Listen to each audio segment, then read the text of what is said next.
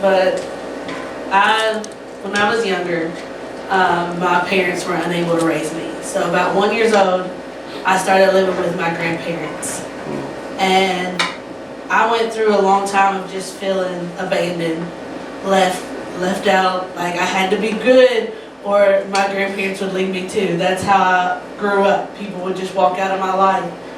And as I went through school, they had a mentoring program for people who were not being raised in a normal home situation. Well, that just messed me up even more because year after year I'd have a new mentor. Somebody else would come and then somebody would leave time and time again. And so by the time I got out of 8th grade, I just was done with people.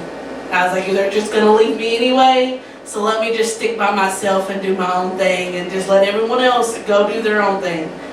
And I grew up the rest of the time just staying by myself, excluding myself from other things. And as I would sit a lot of nights by myself and just cry myself to sleep, let me back up for a minute. My grandparents raised me in church.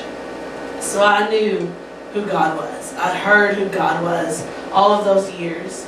And so after I graduated high school, I just was like, Lord, I know you're there. I know you're real. I've heard it my whole life. But I need you to heal me. I need you to do something in me that I'm not sitting in this dark place. And he began to show me that those nights I cried myself to sleep, he was there. He was there when I felt alone and abandoned, and that he had never left me nor forsaken me. That he loved me at my weakest and at my strongest, and that he would always be there for me. And can I say it was a miraculous, I'm freed from all of these past traumas? I was free at one moment? No.